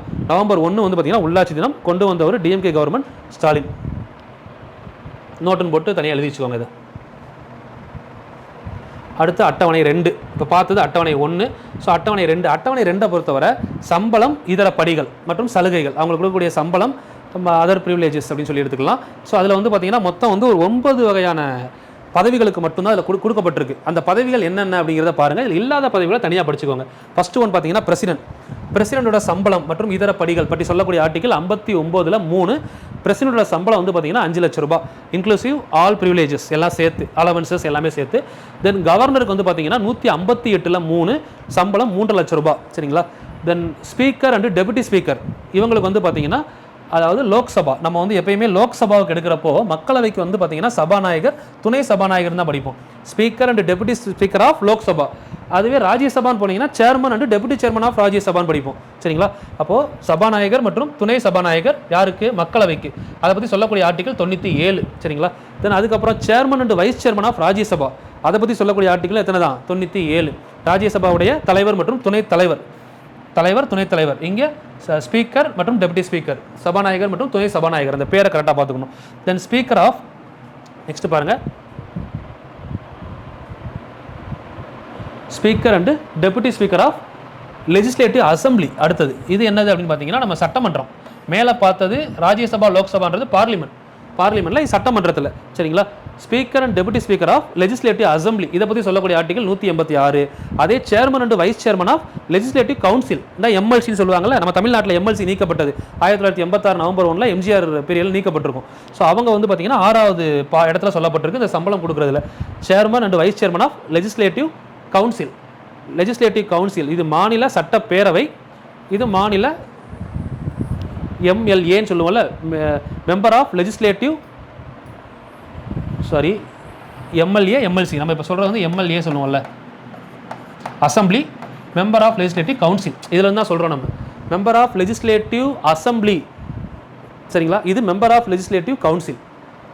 இது மேலவை, இது கீழவை, அதே கான்செப்ட் தான். இது மேலவை, இது கீழவை. ஸோ இந்த மேலவையில் இருக்கக்கூடிய உங்களுடைய தலைவர் என்ன சொல்லுவோம்னா சேர்மன்னு சொல்லுவோம். கீழவையில் இருக்கக்கூடிய தலைவர் என்ன சொல்லுவோம் அப்படின்னா ஸ்பீக்கர்னு சொல்லுவோம். ஸோ இதை தான் நம்ம ராஜ்யசபா, லோக்சபான்னு சொல்லி பார்லிமெண்ட்டில் படிப்போம். மேலே நம்ம படிக்கிற ராஜ்யசபா தான் இங்கே எம்எல்சி, லெஜிஸ்லேட்டிவ் கவுன்சில். மேலே நம்ம படிக்கிற லோக்சபா தான் இங்கே எம்எல்ஏ, லெஜிஸ்லேட்டிவ் அசம்பிளி. இந்த லெஜிஸ்லேட்டிவ் அசம்பிளி அண்ட் லோக்சபா ரெண்டுமே மக்களால் தேர்ந்தெடுக்கப்படக்கூடிய பிரதிநிதிகள். சரிங்களா, நேரடியாக. அடுத்து பார்த்தீங்கன்னா 7, 8 என்ன அப்படின்னு பார்த்தீங்கன்னா ஆல் ஜட்ஜஸ், ஜஸ்டிஸ்னு எழுதிக்காம ஜட்ஜஸ் கூட மாற்றிக்கோங்க. All judges of supreme court and all judges of high court. Article 125, article 221. அந்த சம்பளமெல்லாம் வேணால் தனியாக கொடுத்துருக்காங்க உங்களுக்கு, அது அந்த இதில் படிச்சுக்கோங்க, குழப்பாமல் இருக்கும், கன்ஃபியூஸ் ஆகாது. தென் அடுத்து வந்து பார்த்தீங்கன்னா controller of auditor general CAG, article 148 எல்லாருக்கும் தெரியும். கணக்கு மற்றும் தணிக்கை ஆய்வாளர் அப்படின்னு படிச்சிருப்போம். 148ல் 3 இதுதான் இவரோட சம்பளம் மற்றும் இதர படிகள் பற்றி சொல்லக்கூடியது. மொத்தம் இந்த 9 வகையான பொறுப்புகளுக்கு மட்டும்தான் சம்பளம் இதரப்படிகள் 2வது அட்டவணையில் குறிப்பிடப்பட்டுள்ளது. இதை தாண்டி நமக்கு பிஎம்ஓ சிஎம்ஓ இதில் கொடுத்துருக்காங்கன்னு கேட்டால் கொடுக்கல. பிஎம் சம்பளத்தை பற்றியும் சிஎம் சம்பளத்தை பற்றியும் நமக்கு தனியாக இதில் பேசலை அப்படின்னு பார்த்தீங்கன்னா 2வது அட்டவணையில் பேசப்படவில்லை. சரிங்களா, தெரிய நோட் பண்ணிக்கணும். ஸோ அதுக்கடுத்து சம்பளம் அப்படின்னு எடுக்கிறப்போ பாருங்கள் தனியாக கொடுத்துருக்கேன், அப்படியே எழுதிக்கோங்க. பிரசிடென்ட்டோட தற்போதைய சம்பளம் வந்து எவ்வளோன்னு பார்த்தீங்கன்னா 5 லட்சம் ரூபாய். ஸ்பீக்கர் ஆஃப் லோக்சபா 4,50,000 ரூபாய். தென் வைஸ் பிரசிடென்ட் சம்பளம் 4 லட்சம் ரூபாய். வைஸ் பிரசிடென்ட் அப்படிங்கிற பதவிக்கான சம்பளம் கிடையாது, அவர் ராஜ்யசபாவோட சேர்மன் அப்படிங்கிற பதவிக்காக தான் ஒரு சம்பளம் கொடுக்கப்படுது. தென் கவர்னர் சம்பளம் 3.5 lakhs inclusive all allowances. Okay, then CJI of supreme court, supreme கோர்ட்டுடைய தலைமை நீதிபதி, அவருக்கான சம்பளம் 2.8 lakhs. And chief justice of high கோர்ட்டுக்கு வந்து 2.5 lakhs. உச்சநீதிமன்றத்தின் தலைமை நீதிபதி 2,80,000 ரூபாய். உயர்நீதிமன்றத்தின் தலைமை நீதிபதி 2,50,000 ரூபாய். தென் இந்த உச்சநீதிமன்றத்தின் தலைமை நீதிபதி வாங்குற சம்பளம் மட்டும்தான் தனியாக இருக்கும். உயர்நீதிமன்றத்தின் தலைமை நீதிபதி வாங்குற சம்பளமும் உச்சநீதிமன்றத்தின் மற்ற நீதிபதிகள் வாங்கக்கூடிய சம்பளமும் ஒன்று. சுப்ரீம் கோர்ட்டோட ஜட்ஜஸும் ஹை கோர்ட்டோட சீஃப் ஜஸ்டிஸ் 2 பேரும் same salary.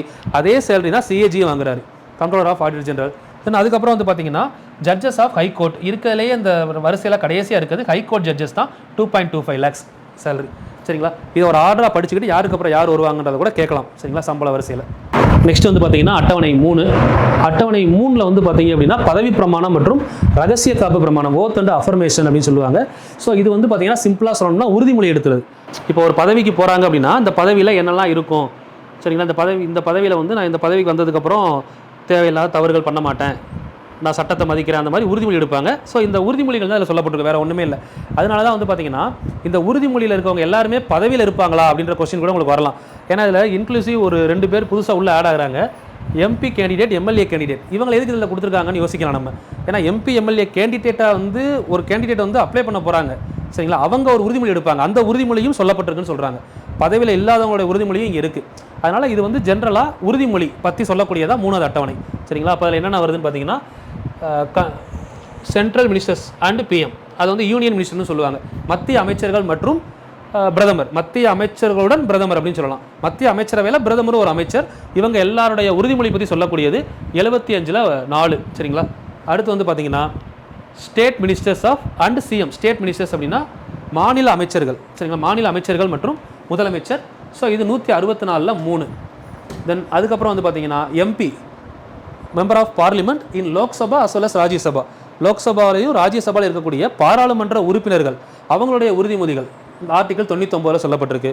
Then MLAs of legislative assembly and legislative council, சட்ட மேலவை மற்றும் சட்டப்பேரவை இரண்டுக்கும் உள்ள எம்எல்ஏ லெஜிஸ்லேட்டிவ் மெம்பர்ஸ் அவங்களுடைய உறுதிமொழி 182ல் சொல்லப்பட்டிருக்கு.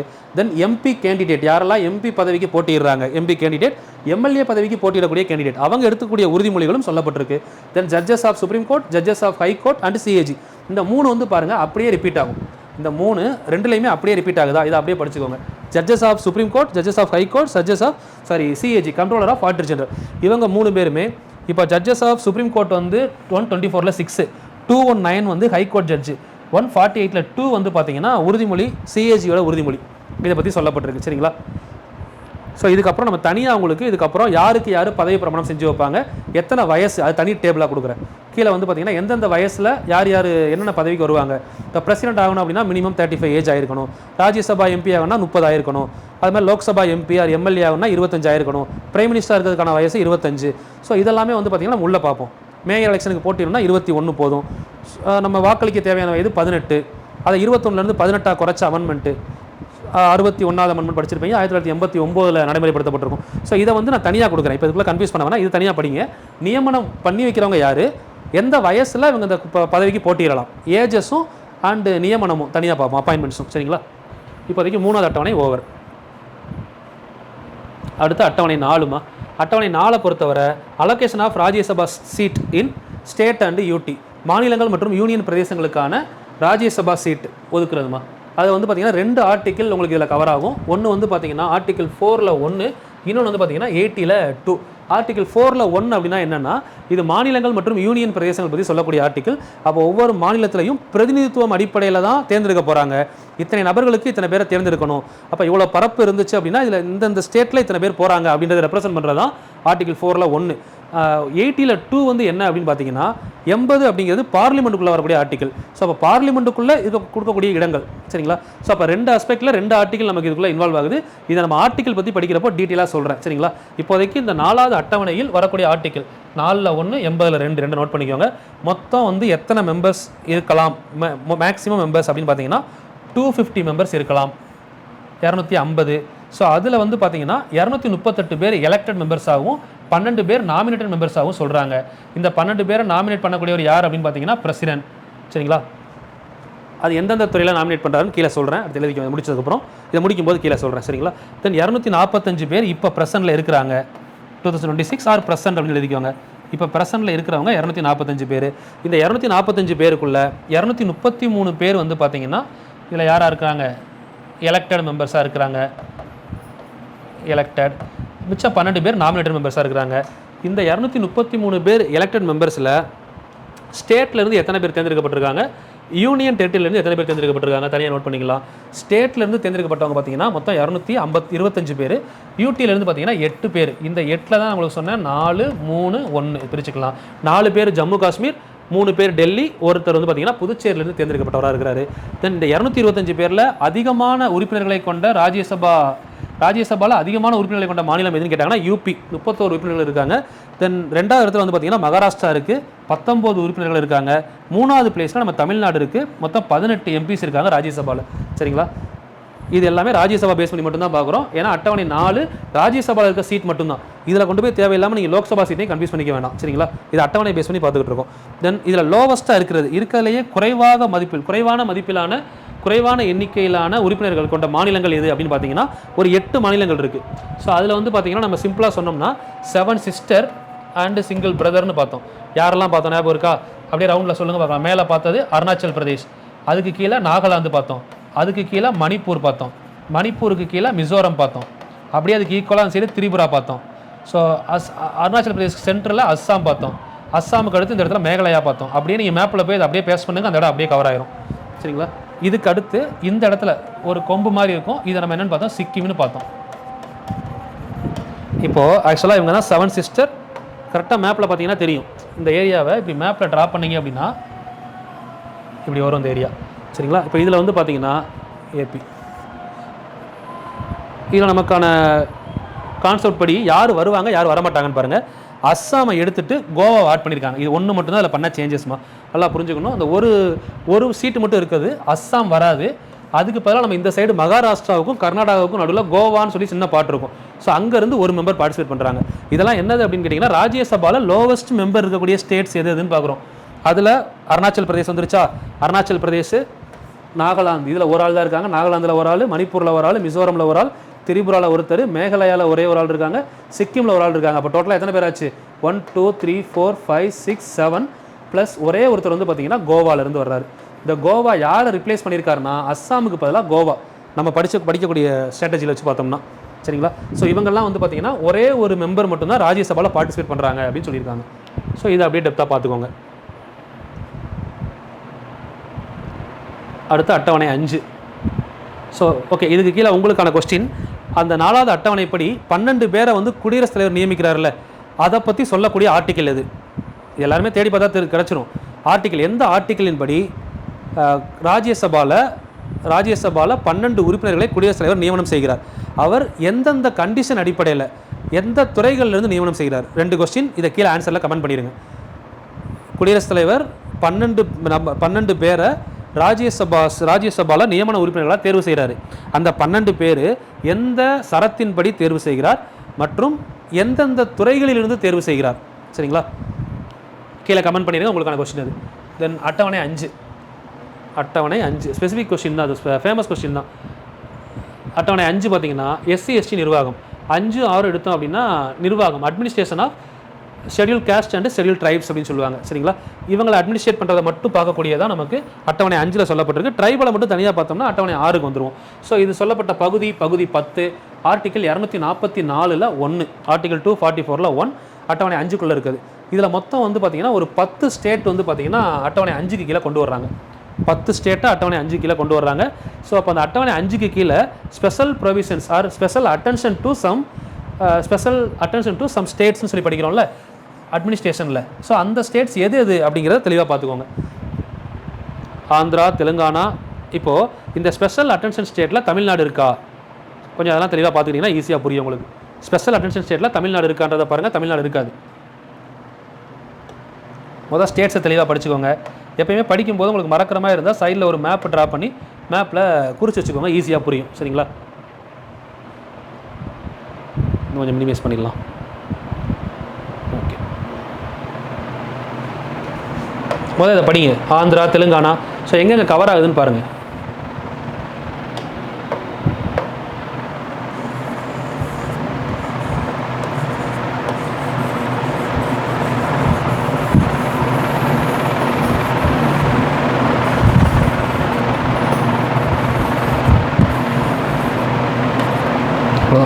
சரிங்களா, இப்போ இதில் வந்து பார்த்தீங்கன்னா ஆந்திரா, தெலுங்கானா கீழேருந்து வந்தீங்கன்னு வைங்களேன், கீழே நம்ம கேரளாவும் வராது, தமிழ்நாடும் வராது. இங்கே நம்ம தமிழ்நாட்டுக்கு மேலே ஆந்திரா, அதுக்கு மேலே இருக்கக்கூடிய தெலுங்கானா. கரெக்டாக பார்த்தீங்கன்னா தெரியும், ஆந்திரா, தெலுங்கானா. இந்த சைடு பார்த்தீங்கன்னா குஜராத். ஏரியா மட்டும் மார்க் பண்ணிங்கன்னா ஈஸியாக உங்களுக்கு பிடிச்சிடலாம் பாயிண்ட்டை. குஜராத். அப்படியே குஜராத்துக்கு கீழே வந்தீங்கன்னா மகாராஷ்டிரா. குஜராத்துக்கு கீழே மகாராஷ்டிரா. அப்படியே குஜராத்துக்கு மேலே போனீங்கன்னா ராஜஸ்தான். 5 ஏரியா முடிஞ்சா ராஜஸ்தான். இந்த 5 ஏரியா கவர் ஆயிடுச்சு. அப்படியே ராஜஸ்தான்லேருந்து சென்டருக்கு வந்தீங்கன்னா மத்திய பிரதேஷ். மத்திய பிரதேஷ்லேருந்து அப்படியே இந்த சைடு போனீங்க அப்படின்னா இது west Bengal.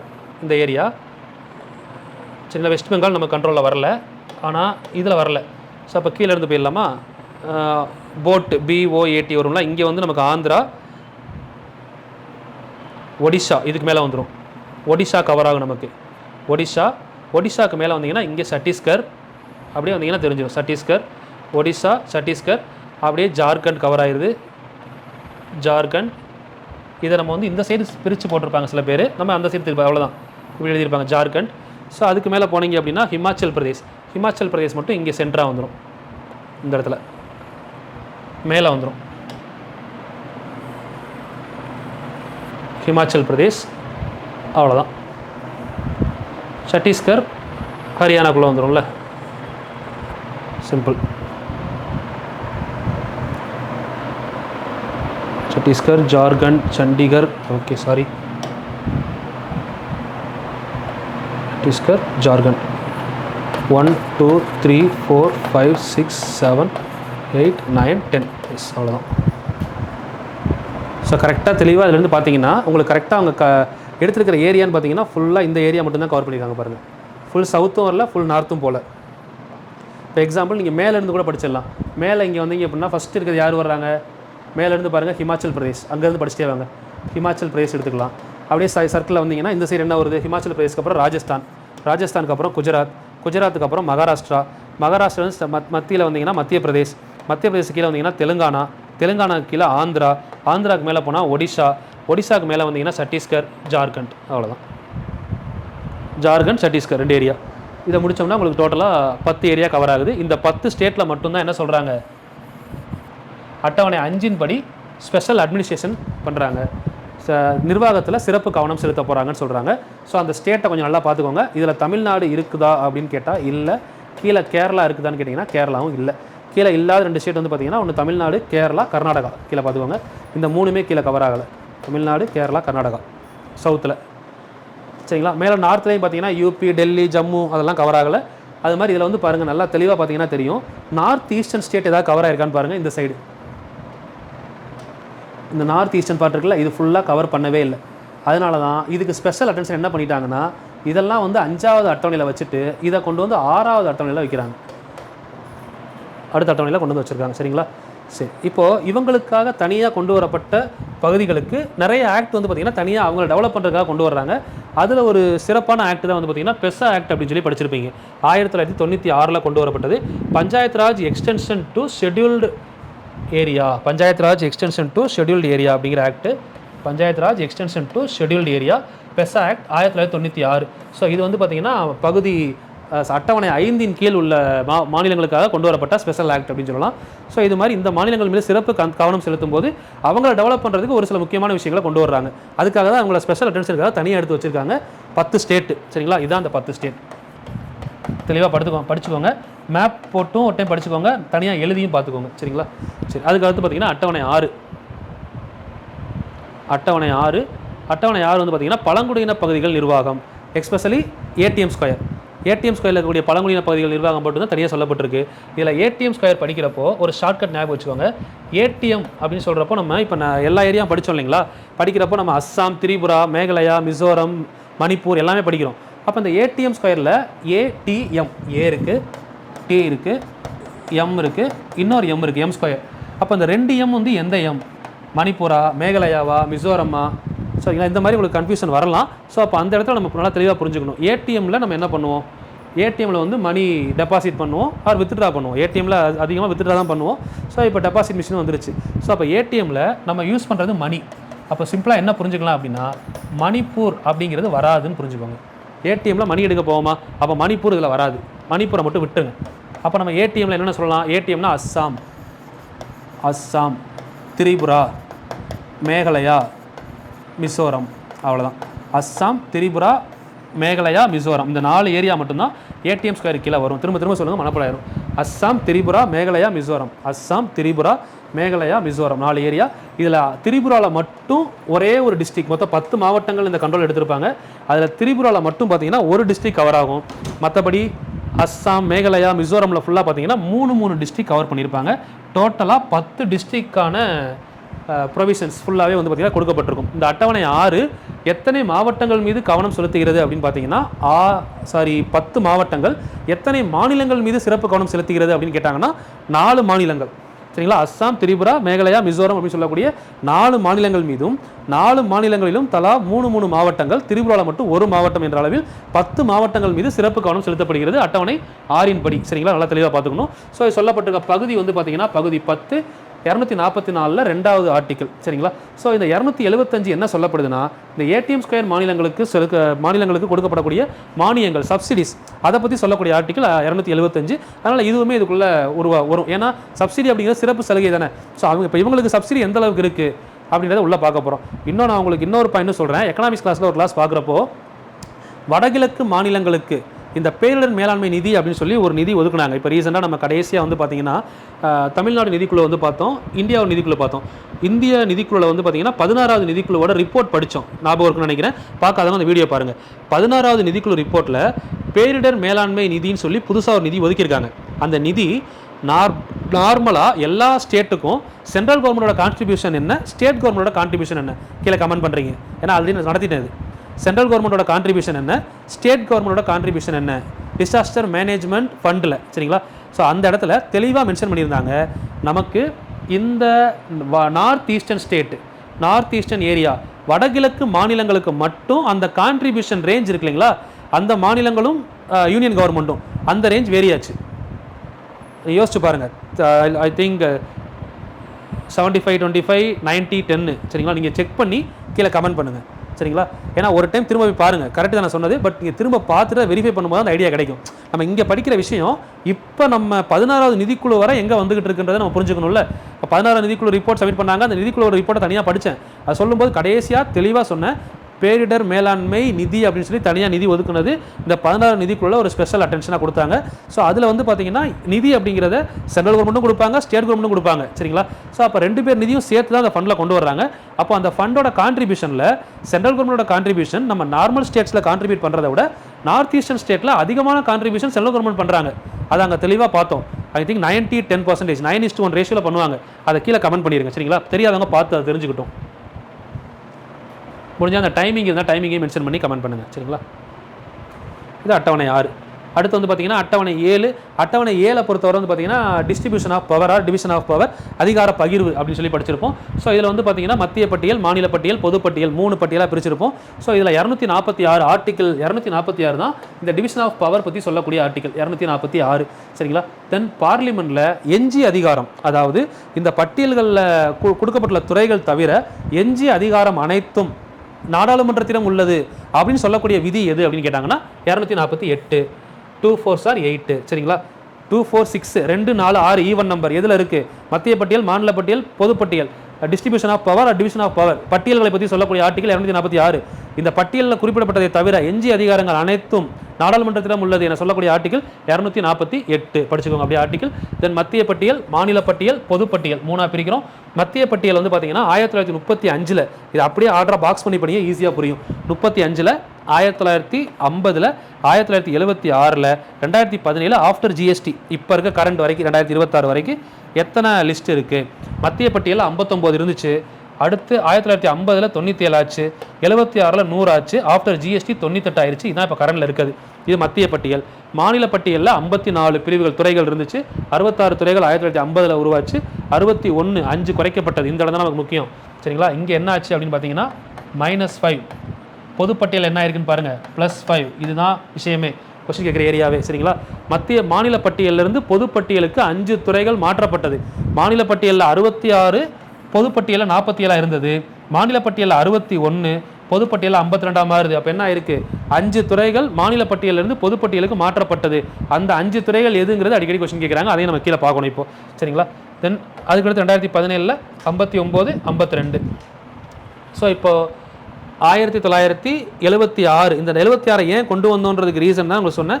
42வது constitutional amendment act, முக்கியமான சட்ட திருத்தம், குறு அரசியலமைப்பு அப்படின்னு அழைக்கப்படக்கூடியது இந்திரா காந்தி அவங்க கொண்டு வந்தது. ஸோ இதை மெயினாக பார்த்ததுக்கு ரீசனு இங்கே குறைஞ்ச 5, இங்கே கூடுன 5, அது எதுன்னு தெரியணும். அதுதான் நமக்கு கொஸ்டின் ஏரியா. சரிங்களா?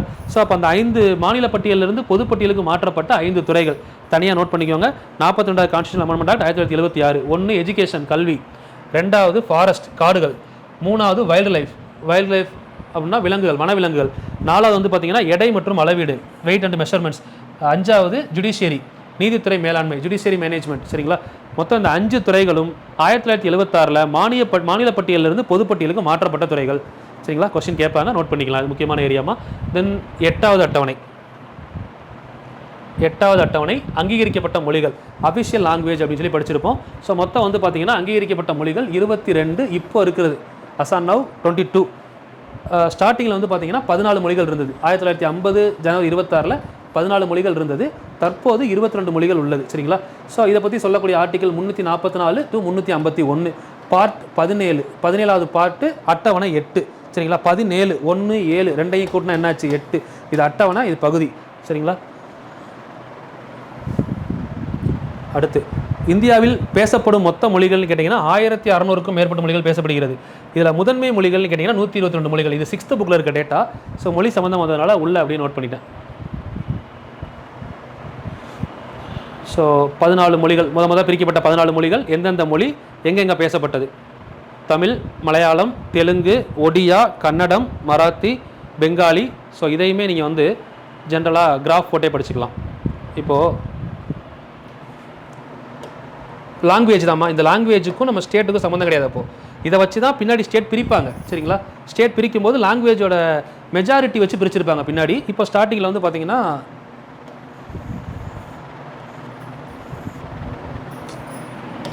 எப்பயுமே வரையும் போது ஃபஸ்ட் இடம் வந்து கொஞ்சம் மேலே இருக்கணும், அடுத்து கொஞ்சம் கீழே இறங்கி இருக்கணும். அப்படி தான் மேப் இருக்கும்.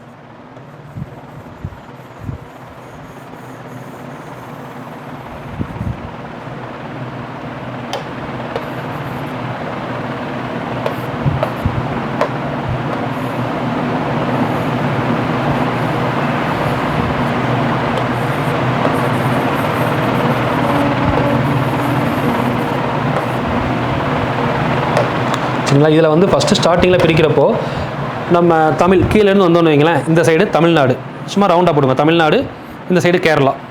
1 2 தமிழ்நாடு, தமிழ். சரிங்களா? கேரளா, மலையாளம் 2 ஆச்சா? அப்படியே மேலே வந்தீங்கன்னா என்ன இருக்குது? தெலுங்கு. தெலுங்குக்கு மேலே போனீங்க அப்படின்னா ஒடியா. அப்படியே மேலே வந்துருச்சா? இந்த சைடு வந்தீங்க அப்படின்னா கர்நாடகா. கன்னடம். அதுக்கு மேலே வந்தீங்கன்னா மகாராஷ்டிரா. அப்படியே வருதா? தமிழ், தெலுங்கு, தமிழ், மலையாளம், இங்கே கேரளாவில் மலையாளம், இங்கே தெலுங்கு, ஒடிசாவில் ஒடியா, அப்படியே கர்நாடகா வந்தீங்கன்னா கன்னடம், அதுக்கு மேலே மகாராஷ்டிராவில் மராத்தி. மொத்தம் 6 லாங்குவேஜ் வச்சா. ஸோ அப்படியே வெஸ்ட் பெங்கால் சைடு போனீங்க அப்படின்னா இந்த சைடு பெங்கால், மேற்கு வங்காளம் பெங்காலி. தென் இங்கே வந்தீங்க அப்படின்னா குஜராத் சைடு குஜராத்தி, அப்படியே மேலே வந்தீங்கன்னா குஜராத்தி, குஜராத்திக்கு மேலே வந்தீங்கன்னா இந்த சைடு பஞ்சாபி, தென் காஷ்மீரி, தென் அஸ்ஸாம், இந்த அடிஷ்னல் ஸ்டேட் இந்த ஏரியாக்குள்ளே வந்துடும் அஸ்ஸாம். அப்போது அஸ்ஸாமி. ஸோ இவ்வளோ தான் அப்போ பிரித்த மொத்த மொழிகள்மா. கரெக்டாக நோட் பண்ணிங்கன்னா 10 வருதான்னு பாருங்கள். 11 வரும்.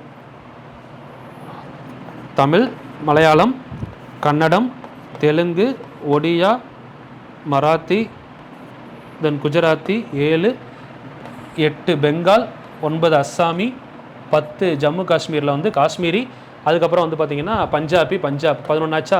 இந்த 11 இல்லாமல் ப்ளஸ் ஒரு 3 லாங்குவேஜ் வந்து நார்த் இந்தியா ஃபுல்லாக ஃபெமிலியராக பேசப்பட்டது. முன்னாடி இருந்த ஆட்சி செய்த ஆட்சியாளர்கள் அடிப்படையில் அது அதிகமான மக்களால் ஏற்றுக்கொள்ளப்பட்ட மொழின்னு சொல்கிறாங்க.